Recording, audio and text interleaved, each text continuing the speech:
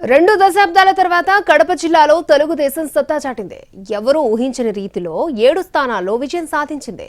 సొంత ఇలాకాలోనే జగన్ కి ఝలక్కివ్వడంతో కడప జిల్లాకు మంత్రి పదవి పక్కా అనుకున్నారంతా. కానీ లెక్కలు తారుమారయ్యాయి. ఇలాంటి పరిస్థితుల్లో 6 సార్లు నెగ్గిన నాయకుడు ఒక్క ఛాన్స్ ప్లీజ్ అంటున్నారు. ఇంతకీ ఎవరతను, ఆయన కోరుతున్నది ఏంటి? వైసీపీకి కడప జిల్లా కంచుకోట. 1999 తర్వాత అక్కడ టీడీపీ మొక్కుబడిగా మారింది. 2019 ఎన్నికల్లో ఒక్క సీటు కూడా గెలవలేకపోవడంతో ఆ పార్టీ ఉనికే ప్రశ్నార్థకమైంది. కానీ గత అసెంబ్లీ ఎన్నికల్లో టీడీపీ అనూహ్యంగా పుంజుకుంది. కూటమి అభ్యర్థులు ఏకంగా 7 సీట్లను దక్కించుకున్నారు. అందులో 5 స్థానాలు టీడీపీకి దక్కాయి. 2 దశాబ్దాల తర్వాత పసుపు జెండా ఎగరవేసిన మంత్రివర్గంలో మాత్రం కడపకు మొండి చేయి చూపించారు చంద్రబాబు.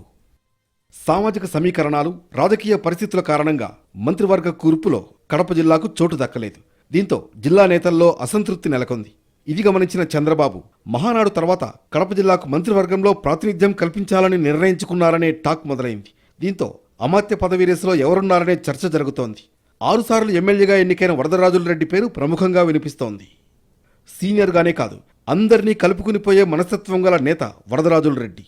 అయితే వయసు రీత్యా వచ్చే ఎన్నికల్లో తనకు పోటీ అవకాశం దక్కకపోవచ్చని అంటున్నారాయన.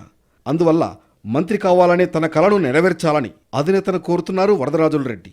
మరి ఒక్క ఛాన్స్ అంటున్న వరదరాజులరెడ్డి విషయంలో టీడీపీ అధినేత చంద్రబాబు ఎలా స్పందిస్తారో చూడాలి.